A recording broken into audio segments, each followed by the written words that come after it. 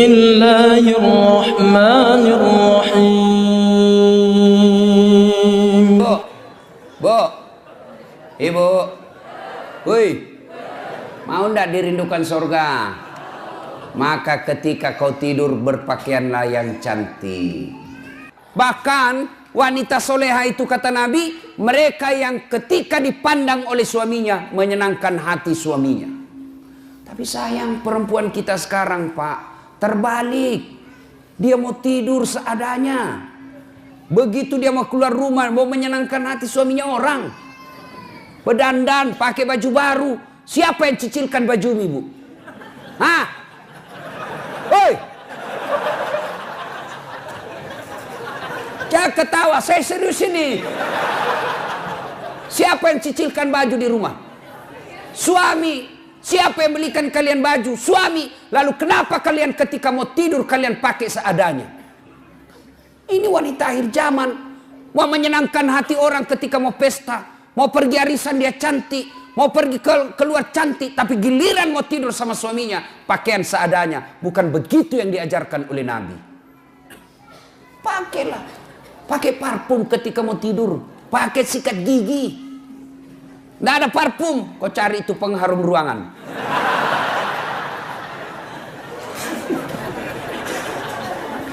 R-E-N. Apa itu N? Nikmat. Istri yang soleha pandai memasak makasakan kesenangan suami. Sayang seribu sayang, wanita zaman sekarang mereka tidak mau belajar masak. Mereka tidak mau belajar masak. Perempuan-perempuan dulu ketika mau menikah dipanggil sama calon mertuanya. Nak, sini kau nak. Itu calon suamimu, anak saya, dia paling senang sayur kangkung. Besok dia marah, nih begini caranya. Ini yang kau bikinkan. Ini masakan kesenangan anak saya. Dan itu memang ibu-ibu dulu, itu dia tahu semua masakan kesenangan anaknya. Ibu saya itu di kampung, dia bisa bedakan itu. Oh, kalau anak saya yang pertama itu ini dia senang. Itu anak saya yang ini dia senang ini. Dia tahu semua masakan kesenangan. Maka istri yang baik, maka dia tahu masakan kesenangan suaminya. Tidak bisa tiap hari, ya sudahlah sekali sebulan. Ketika kau sudah terima honornya suamimu, kau masaklah yang dia senang suamimu. Telepon suamimu, bang, jangan makan di luar. Saya masak spesial hari ini buat abangku sayang. Itu kan enak. Kita mau pulang tiba-tiba masuk WhatsApp. Bang, jangan makan di luar ya bang. Hari ini saya masak spesial buat abangku.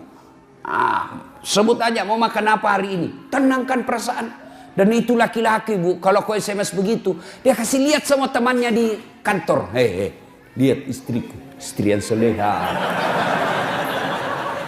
Iya kan Pak? Tapi apa Bapak pernah di WhatsApp seperti itu? Paling WhatsAppnya, jangan lupa singgah telur bang. Sebaik kalau telur, ini pembalut disuruh kita beli Pak. Apa ketawa membayangkan diri sendiri? Bu, sekarang tapi sayang wanita sekarang. Mereka lebih senang baca-baca kosmetik ya daripada resep membahagiakan suami. Dan kita juga Pak, kalau istri di rumah masak, hargai masakan istri. Itu istri paling emosi kalau dia sudah masak serius lalu bapak tidak kasih pujian. Membahagiakan istri itu memuji masakannya. Bahkan dari semua jenis bohong, satu bohong yang boleh bahkan berbahagia. Berpahala ketika bapak bohong. Apa? Bohongnya seorang suami untuk membahagiakan istrinya. Boleh. Contoh. Tiba-tiba istri kita hijrah. Bertobat. Lalu dia baca ceramah, nonton ceramah Ustadz Das'ad. Salah satu kewajiban istri memasak masakan kesenangan suami. Kalau dia pergi lama masak. Dia naik Gojek lah pergi pasar. Ya 1 jam dia keliling. Dia keliling itu pasar untuk mencari yang paling murah. Perempuan kan begitu Pak. Hobinya nawar. Beda 5.000 dia keliling pasar itu. Sudah. Sampailah di rumahnya. Panaslah dia masak. dia sambil baca buku resep. Dia belajar. Begitu datang suaminya, senanglah dia. Wah, masakan spesial ini. Begitu dicoba suaminya, langsung dilihat istri. Kenapa bang? Enak betul. Barusan saya dapat masakan seperti ini, nyaman. Bapak boleh bohong seperti itu. Bahkan bapak akan menghancurkan perasaannya istri ketika bapak terlalu jujur waktu itu. Goblok, beleng-beleng lu. Hancur perasaannya perempuan. Coba ketika bapak terlalu jujur waktu itu, bagaimana hancurnya perasaan istri. Maka ibu-ibu belajarlah memasak. Ya? Sekarang ibu-ibu malas masak, Pak. Dia lebih senang go food. Tidak tahu kalau di sini apa ada itu ya, makanan dibeli semua. Itu kalau kota-kota besar Pak, semua dibeli. Sambal terasi pun yang sudah diulek-ulek dibeli Pak, 10.000. Semua dia beli. Lalu ibu bertanya, Ustadz, dosa enggak? Saya bilang selama suamimu ridha, tidak keberatan, tidak berdosa. Tapi ingat, tidak ada pahala yang bisa kau kumpul untuk masuk surga. Tidakkah ke pasar berkeringat itu pahala? Tidakkah mengulek-ulek itu kalian capek pahala? Tidakkah anda ibu memasak itu pahala? Ketika proses itu tidak kita alami, proses membeli ke pasar, proses mengupas, proses memasak, proses menggoreng, tidak ada semua proses itu, maka tidak ada pahala yang kalian dapat. Dan ketika pahala anda tidak ada, maka apa harapanmu masuk ke dalam surga? Apakah orang masuk surga karena tidak punya dosa? Ibu-ibu, apakah orang masuk surga karena tidak punya dosa? Kalau orang masuk surga tidak punya dosa, maka tidak ada isinya surga kecuali Muhammad sallallahu alaihi wasallam. Hanya satu manusia yang tidak punya dosa, dialah baginda kita Muhammad sallallahu alaihi wasallam. Kalau kita ini muka-muka penuh dosa semua ini Pak. Lalu kenapa orang bisa masuk surga? Ketika ditimbang pahalamu dengan keburukanmu, timbang punya timbang, ternyata lebih banyak pahala kebaikanmu daripada dosamu, akhirnya kau masuk surga. Itu sebabnya.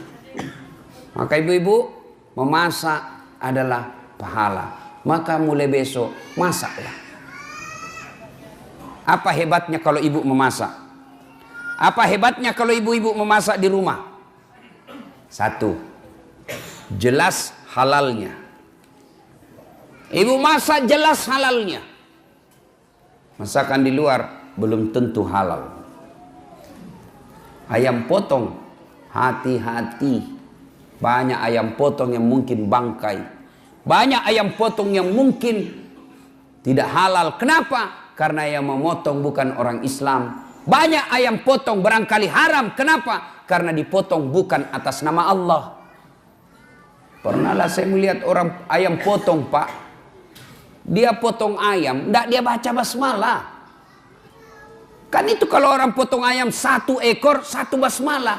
Bismillahirrahmanirrahim. Ambil lagi Bismillahirrahmanirrahim.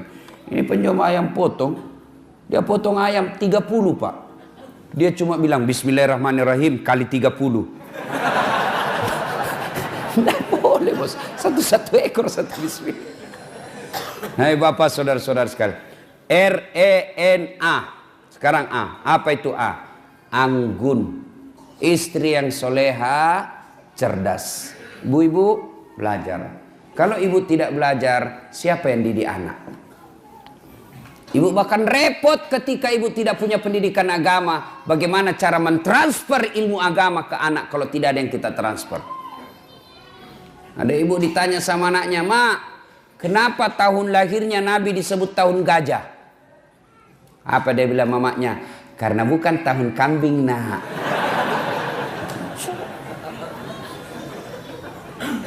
Ilmu ibu untuk mendidik anak. Maka ibu-ibu sekolah kuliah tinggi-tinggi sebenarnya bukan sekedar untuk cari kerja. Ibu-ibu jadi dokter, jadi sarjana, jadi magister, bukan sekedarnya untuk status sosial semata, bukan untuk mempermudah dapat kerja, tapi yang lebih utama ilmu yang ibu dapat di kampus, ilmu yang ibu dapat di uni perkuliahan, tujuannya apa? Untuk mendidik anak-anak di rumah. Jangan lagi berkata, wah rugi saya sekolah tinggi-tinggi tidak jadi pegawai. Tidak ada ruginya menuntut ilmu. Ilmu yang kita dapatkan di bangku kuliah, insya Allah kita akan tiriskan ke anak-anak kita. Harus belajar. Ibu juga kalau tidak belajar, dibodoh-bodohi sama suami. Suaminya alasan rapat, ternyata pergi merapat. Itu kalau ibu beleng-beleng. Yang kelima, istri yang soleha punya sifat H. Apa itu H? Hemat, pandai, mengatur, memanajemen, mengelola keuangan keluarganya. Karena berapa banyak laki-laki akhirnya berurusan dengan aparat hukum dan dihina dan dipermalukan masuk penjara. Gara-gara apa? Istrinya tidak mensyukuri penghasilan suami. Apa kek kau sikat di kantor pak? Apa kek? Masa ini kita sudah 5 tahun menikah tidak pernah kau belikan saya emas? Malulah suaminya. Akhirnya apa? Menyalahgunakan jabatan, ketangkap polisi. Gara-gara apa? Istrinya tidak mensyukuri apa yang Allah berikan kepadanya. Ibu, dengar ini. Semua laki-laki ingin membahagiakan istri. Semua kami laki-laki ingin memberikan apa yang diinginkan oleh istri. Belikan emas, belikan kamar yang baik, kasih sesuatu yang apa yang dia mau. Kasih intan berlian. Tapi apa boleh buat? Rezeki dari Allah, bukan kita yang ngatur, tapi Allah. Sama jenis kerjaan kita, sama pekerjaan kita, sama kantor kita, tapi demi Allah rezeki kita masing-masing beda. Ada 3 kewajiban Allah, ada 3 hak Allah yang tidak boleh dicampuri oleh manusia. Itu rahasia Allah, itu menjadi hak prerogatif Allah, tidak boleh manusia campuri. 3, apa itu? Jodoh. Ini rahasia Allah. Biar kalian mau sekali, kalau bukan jodoh tidak jalan. Pacaran 11 tahun tidak jodoh, tidak masuk. Tapi kalau jodoh baru kenal 2 bulan, jodoh ditangkap hansip kasih nikah. 2, ajal. Kalau sudah tiba saatnya, tidak bisa diundur dan tidak bisa dimajukan. Itulah ajal. Yang ketiga, rezeki. Rezeki ini Allah yang ngatur. Bapak ibu tidak usah cemas. Allah yang tentukan rezeki kita. Maka ibu, berapa penghasilan suamimu? Selalulah ucapkan alhamdulillah. Bang, jangan menghalalkan segala cara bang. Saya istrimu, berapapun yang kau dapat, berapapun yang kau bawa ke rumah, saya ikhlas dan akan menerimanya dengan senang hati. Karena memang itulah rezeki yang Allah sudah tentukan untuk rumah tangga kita. Tenang kita suami. Nah, itulah jadi istri yang soleha. Ibu mau tahu lagi rahasia suami supaya dia tidak marah. Selain hargai dia, jangan bicara kasar, urus anaknya dengan sebaik-baiknya. Karena itulah prestasi terbesarnya seorang suami, anak. Nah, bapak-bapak mau punya istri seperti yang saya jelaskan tadi? Mau? Mau? Nah, bapak juga harus jelaskan tugasnya sebagai suami. Apa tugas sebagai suami? 1, mendidik. Didik istri kita, didik anak-anak kita. Gimana kita mau mendidik istri kalau kita sendiri tidak bisa memberikan teladan? Dan mendidik istri tidak sekedar mengharapkan apa yang didapat di bangku kuliah, tapi mendidiknya harus kita memberikan contoh yang baik. Tidak mungkin istri kita bisa sholat subuh lebih awal kalau suaminya sendiri sudah jam 7 masih tidur. Tidak mungkin istri kita bisa berbicara yang santun kalau kita laki-laki setiap marah kasar ngomongnya. Engkau goblok memang kau. Apa dia tahu ini si gendut hitam, pulang kau di rumahmu. Apa? Sepertilah Rasulullah Muhammad SAW. Beliau rumah tangganya beliau kecil. Coba lihat, baca itu sejarah hidup rumah tangga Rasulullah. Rumah beliau dijelaskan oleh riwayat, kalau beliau berdiri sholat jamaah, kepalanya Rasulullah tersentuh dengan plafonnya. Bayangkan, kecilnya itu rumah Rasulullah.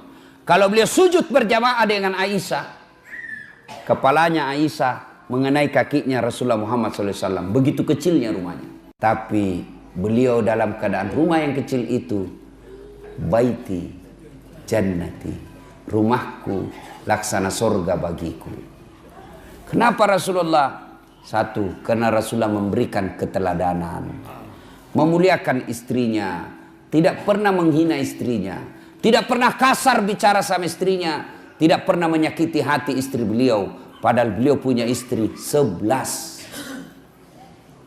Bapak berapa istri? Kenapa satu? Pernah dengar cerita orang kaya banyak sekali amalnya, Pak, diadili, namun panggil tersangka 10 maju, rumah berapa? 5, mobil alhamdulillah sesuai jumlah keluarga, anak saya 5, masing-masing saya belikan mobil, istri juga saya 7.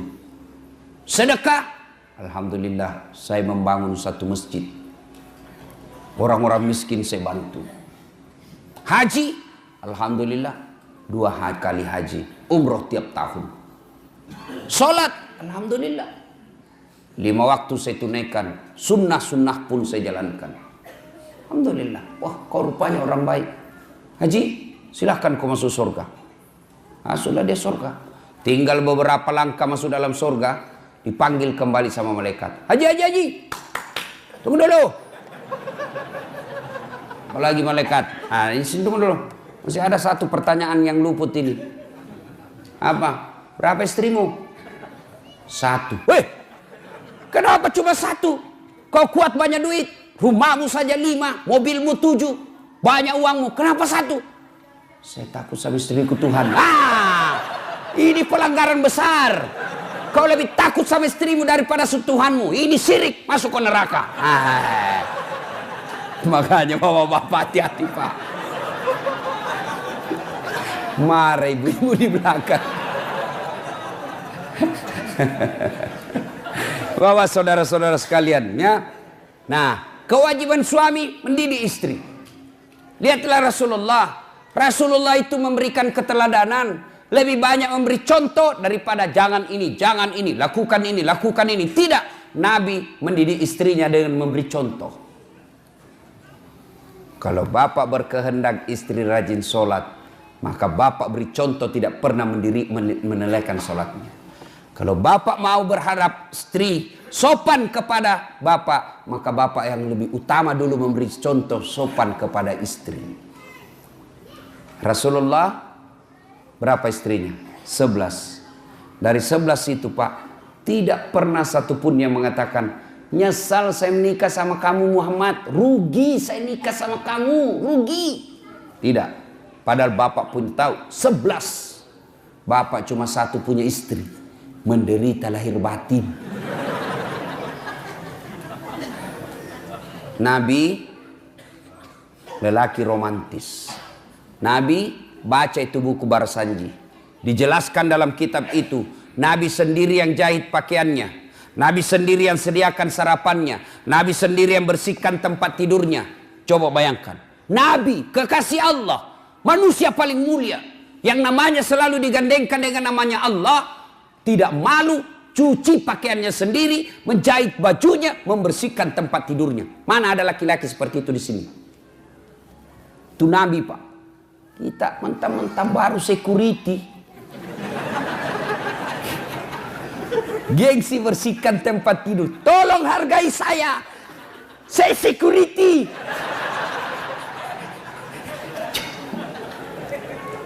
Itulah Rasulullah, tidak malu bersihkan tempat tidurnya. Coba mulai besok, Pak, memperbaiki diri rumah tangga kita, berikan contoh yang teladan yang baik. Jangan pernah kasar bicara sama istri. Nabi romantis, begitu romantisnya Nabi, Masya Allah. Minum, beliau kalau minum, setiap minum begini, coba saya kasih contoh ya. Oh, ini ada yang sudah terbuka. Misal Pak ya, beliau minum, Bismillahirrahmanirrahim. Dia kasih istrinya. Hebatnya lagi, bekas bibirnya istrinya yang diminum. Jadi beliau minum gini,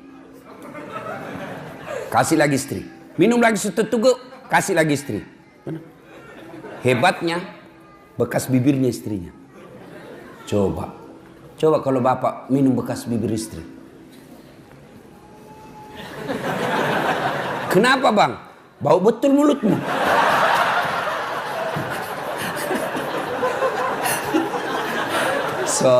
Salatullah salamullah ala toha Rasulillah. Salatullah salamullah ala yasin Habibillah. Alhamdulillah. Berikutnya, nah, sudah punya suami, punya istri, hamil, melahirkan anak. Kewajiban bersama antara orang tua kepada anaknya. Apa kewajibannya? Satu, lahir anakmu, kasih nama yang baik. Nama yang baik nama artis? Bukan. Nama yang baik nama selebriti? Bukan. Nama yang baik, nama yang ada doa dan harapan kebaikan di dalamnya. Kasihlah nama-nama sahabat Nabi. Nah, saya kasih kau nama Khalid.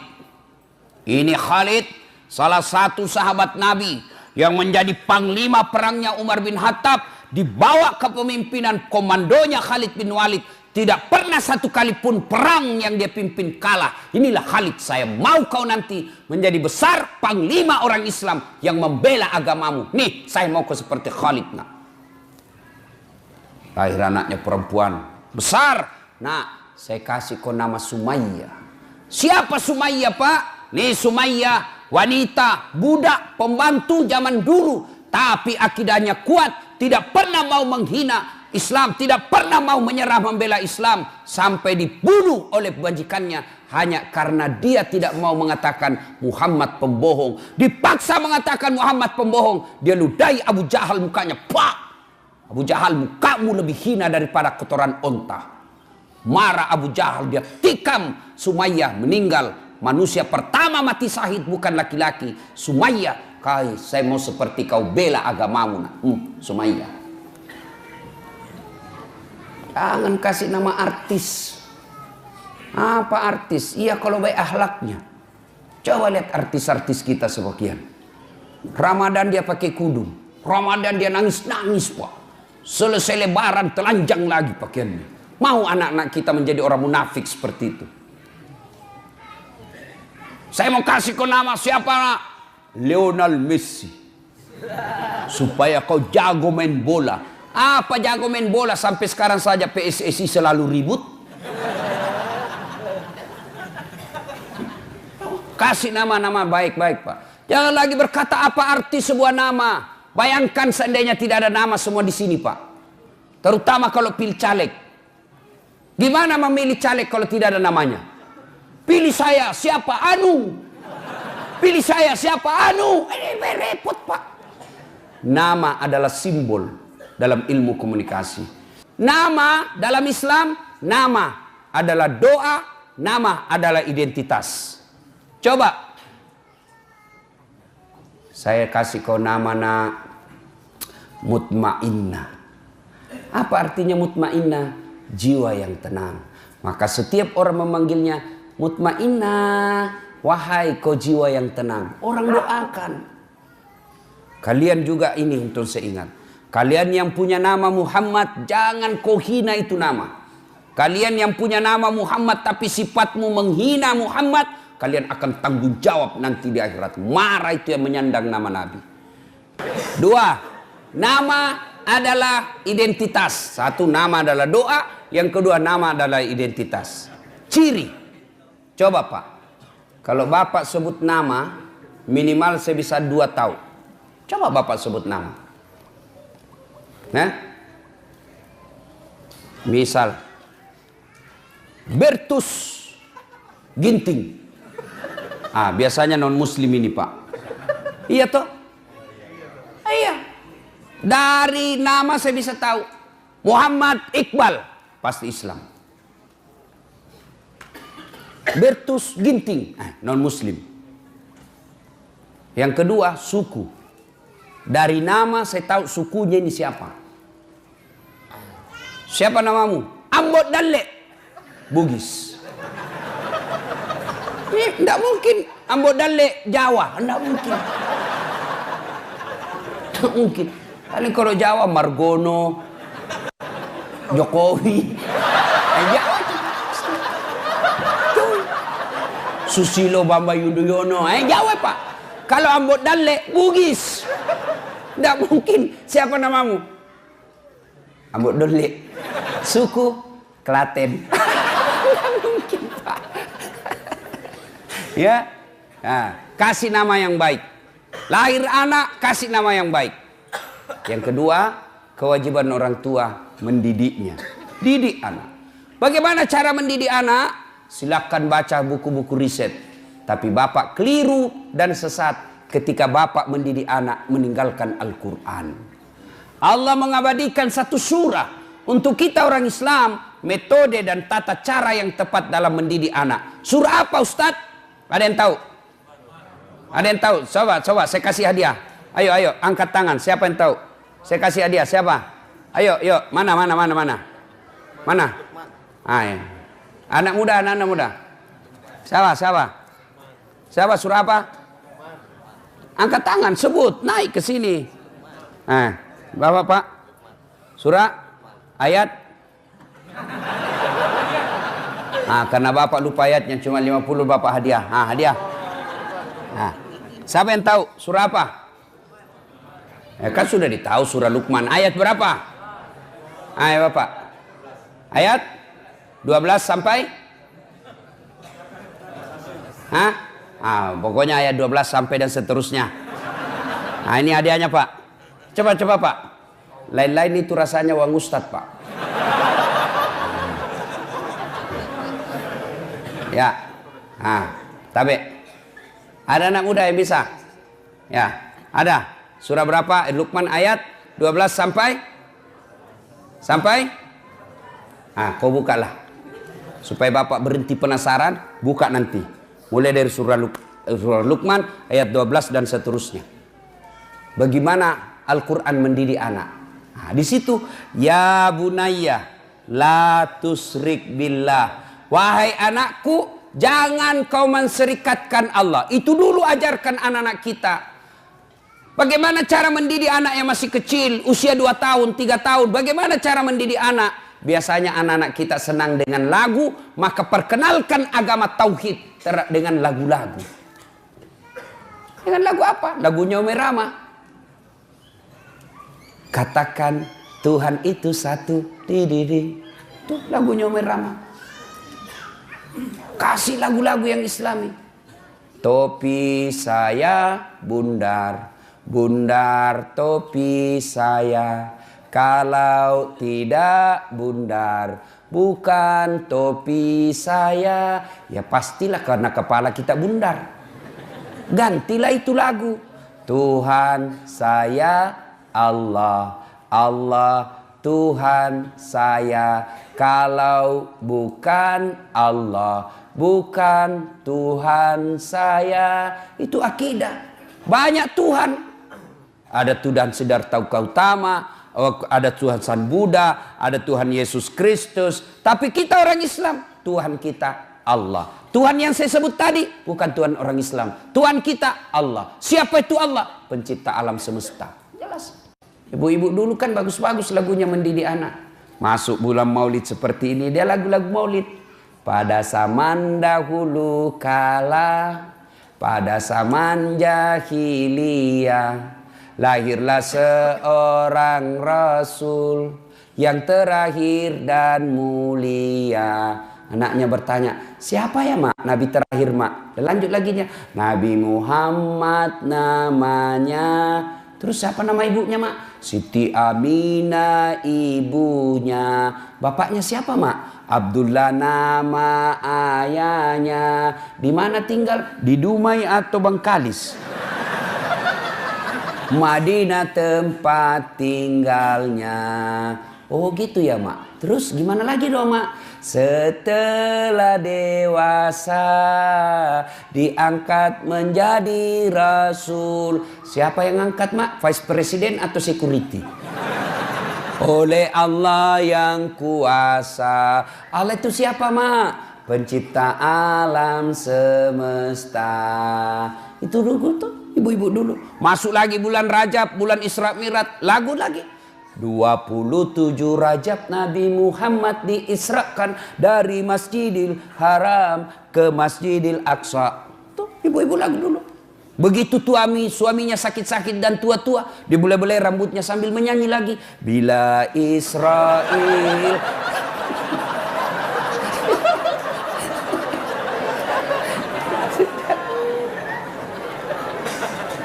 Kenalkan akidah melalui lagu-lagu. Nabi ketika hijrah dari Makkah ke Madinah, sampai di Madinah kan disambut dengan lagu. Tala'al badru alaina min saniyatil wada. Itu kan lagu. Jadi lagu itu tergantung redaksinya. Kalau lagu maksiat ya haram. Kalau lagu-lagu dakwah ya boleh dong. Saya zaman kecil kan lagu-lagunya Umi Rahma saya hafal-hafal Pak. Ebit GAD. Mungkin Tuhan mulai bosan melihat tingkah kita yang selalu salah dan bangga dengan dosa-dosa. Bangga dengan dosa-dosa. Coba. Itu lagu-lagu dulu. Dari pintu ke pintu. Pengamen. Lagu-lagu dulu Pak.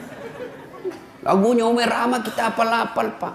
Mengapa minuman itu haram? Karena merusak kepikiran. Itu lagu-lagu dulu Pak. Sekarang lagunya anak-anak. Pulang-pulangku berbadan dua.